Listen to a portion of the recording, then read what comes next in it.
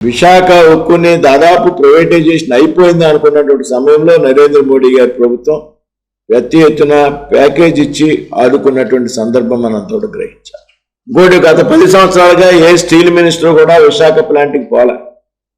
ముఖ్యంగా ప్రైవేటైజేషన్ ప్రకటించాక ఏ స్టీల్ శాఖ మంత్రి కూడా విశాఖ స్టీల్ ప్లాంట్ ప్రాంగణంలోకి వెళ్ళలే. అయితే నా కోరిక మేరకు కుమారస్వామి గారిని కూడా ఒప్పించి స్వయంగా ఆయన నేను కూడా ప్యాకేజీకి ముందే ప్యాకేజ్ ఇచ్చేగా కాదు చాలా మంది నివారించడానికి ప్రయత్నం చేశారు.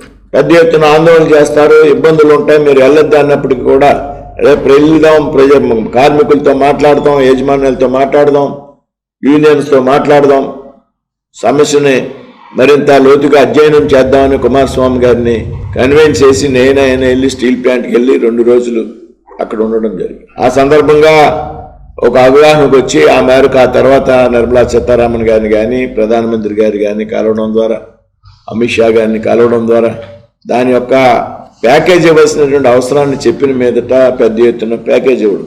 అయితే ఈ ప్యాకేజ్ ఇచ్చినటువంటి సమయంలో కొన్ని కఠినమైనటువంటి నిర్ణయాలు తీసుకోవాలనేటువంటి విషయం కూడా political affairs cabinet sub committee ఏదైందో ఆ కమిటీ సూచించింది. కొంత ఆర్థిక భారం తగ్గించుకోవాలి, ఎక్సెస్ ఉన్నటువంటి చోట కొంతమంది ఎంప్లాయీస్ని అధికారులను తగ్గించాలి, అది కూడా వాలంటరీగా బలవంతంగా తీయాలనేటువంటి ఆలోచన లేదు.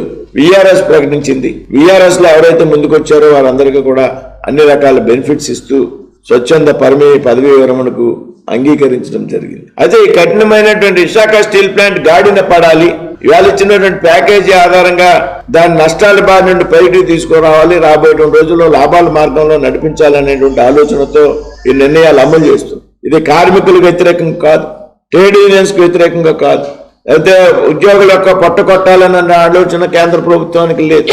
అయితే ఈ క్రమంలో కొన్ని కఠినమైనటువంటి నిర్ణయాలు తీసుకునేటువంటి సందర్భంలో బాధ్యతారాహిత్యమైనటువంటి రాజకీయ పార్టీ వారి నాయకులు అర్థం పర్థం లేని ప్రకటనలు చేస్తున్నారనేటువంటి విషయం మనంతా కూడా గ్రహించాలి. దయచేసి మేము అందరినీ కూడా కోరుతాం, విశాఖ స్టీల్ ప్లాంట్ ని అడ్డం పెట్టుకుని రాజకీయ ప్రయోజనం పొందాలనేటువంటి ఆలోచన ఈ రాష్ట్రంలో ఉన్నటువంటి రాజకీయ పార్టీలన్నీ కూడా విరమించుకోవాలి.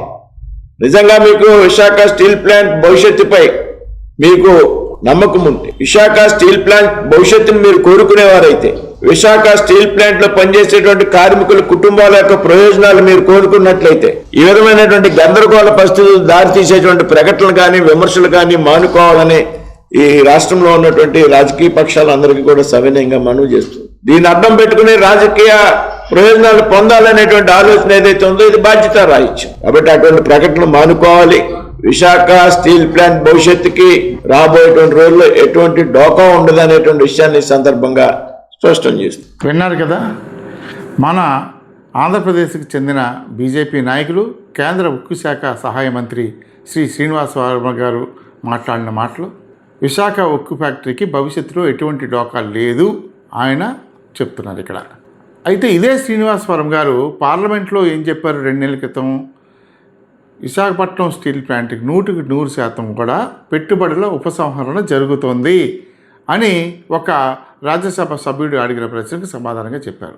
అంతేకాదు పాడి త్రినాథ్ లాంటి కార్మిక నాయకులు అడిగిన ప్రశ్నకు దీపం నుంచి ఏం సమాధానం వచ్చిందంటే, ఇప్పటికీ కూడా 100% విశాఖపట్నం స్టీల్ ప్లాంట్ని డిస్ఇన్వెస్ట్మెంట్ చేయడానికి కేంద్ర ప్రభుత్వం సిద్ధంగా ఉంది, ఆ నిర్ణయంలో ఎటువంటి మార్పు లేదు అని స్పష్టంగా చెప్పారు. మరి శ్రీనివాస్ వర్మ గారు ఒక మంత్రిగా ఉండి, బాధ్యత గల మంత్రిగా ఉండి పార్లమెంట్లో ఒకలాగా బయట ఒకలాగా మాట్లాడితే దానిని ఏ విధంగా అర్థం చేసుకోవాలి? ఇవాళ ఆయన చెప్తున్నారు ఈ ప్యాకేజీ అనేది మేము ఇచ్చి దీన్ని ఆదుకోవడానికి ట్రై చేసాము అని చెప్పి. అంతేకాదు గత 10 ఏళ్లలోనూ కూడా ఏ ఉక్కు శాఖ మంత్రి కూడా విశాఖపట్నం స్టీల్ ప్లాంట్కి రాలేదు, మేమే చాలా ధైర్యంగా వచ్చాం, అది కూడా కుమారస్వామి గారిని నేను ఒప్పించి నేను తీసుకొచ్చాను, దీన్ని ఎలాగైనా బాగు చేయాలని అని చెప్పారు. మరి ఈ నిర్ణయం తీసుకున్నది 2021లో నిర్ణయం తీసుకున్నది privatization, Visakhapatnam steel plant privatize చేస్తామని చెప్పి నిర్ణయం తీసుకున్నది ఎవరు? బీజేపీ ప్రభుత్వం కాదా? మరి ఈ 10 ఏళ్లలో ఉన్నది బీజేపీ మంత్రులు కాదా?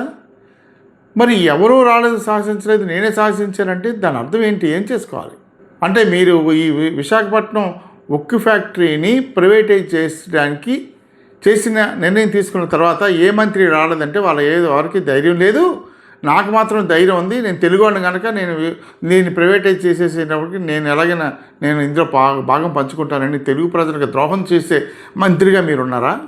ఇంతమంది తెలుగు వాళ్ళ ఎంతో పోరాటం చేసి సాధించుకున్న ఈ ఫ్యాక్టరీని మీ చేతుల మీద ప్రైవేటైజేషన్ చేయడానికి సిద్ధంగా ఉన్నారా? మీరు ఇచ్చిన ప్యాకేజ్ ఏంటి? 14,440 కోట్లు. అందులో ₹1 అయినా సరే విశాఖపట్నం స్టీల్ ప్లాంట్ నడవడానికి ముడిసరికి ఉపయోగించారా? లేదు కదా. 6,000 కోట్లు బ్యాంకులకి రీపేమెంట్ చేశారు. అలాగే మీ కాంట్రాక్టర్లకి, అంటే మీ కాంట్రాక్టర్లు అని ఎందుకు అనాల్సి వస్తుందంటే, కాంట్రాక్టర్లు ప్రభుత్వం ప్రోత్సహించింది కనుక మీ కాంట్రాక్టర్లు అని చెప్తున్నా. మీ కాంట్రాక్టర్లకు ఇవ్వాల్సిన బాకీలు ₹1,000 కోట్ల ఈ అమౌంట్లోంచి తీసి జమ చేశారు కదా. అలాగే 500 కోట్లు వీఆర్ఎస్కి కూడా ఈ అమౌంట్లోంచి ఇచ్చారు కదా. అలాగే జిఎస్టీకి కట్టడానికి కూడా ఈ అమౌంట్ను ఉపయోగించారు కదా. పిఎఫ్ కట్టడానికి కూడా ఈ అమౌంట్ను ఉపయోగించారు కదా.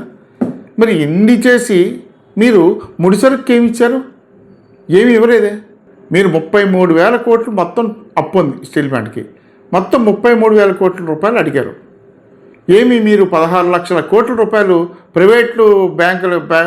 ప్రైవేటు కంపెనీలు బ్యాంకులకు చెల్లించాల్సిన భారీ మొత్తాలను మీరు రద్దు చేయలేదా బీజేపీ ప్రభుత్వం? మరి అక్కడ 16 లక్షల కోట్ల రూపాయలు రద్దు చేసినప్పుడు ఇక్కడ 33,000 కోట్ల రూపాయలు సహాయం అందించడానికి కేంద్రానికి ఏమి ఇబ్బంది? అది తెలుగు ప్రజలు ప్రశ్నిస్తున్న ప్రశ్న. ఇక మీరు కఠినమైన నిర్ణయాలు తీసుకోవాల్సి వస్తుంది అంటే భారం తగ్గించడానికి అని చెప్పారు. అంటే ఈ భారం తగ్గించడానికి ఎంతసేపు కూడా మీరు ఎంప్లాయీస్, చిన్న కాంట్రాక్ట్ కార్మికులు, లేకపోతే మామూలుగా రెగ్యులర్ ఉద్యోగులు, వీళ్ళు కడుపు కొట్టడానిక మీరు ఇంత చేస్తున్నది? మీ ప్రభుత్వం వచ్చిన తర్వాత ఇన్ని లక్షల ఉద్యోగాలు ఇస్తామని చెప్పింది మీరే ఇన్ని వేల ఉద్యోగాలు ఎలా 5,000 మంది కాంట్రాక్ట్ కార్మికులు తీసేశారు, 1,500 మంది రెగ్యులర్ ఎంప్లాయీస్ని తీసేశారు. అంటే అందరినీ కూడా నిరుద్యోగులను చేసేసి మీరు ఇది అభివృద్ధి అని చెప్పదలుచుకున్నారా?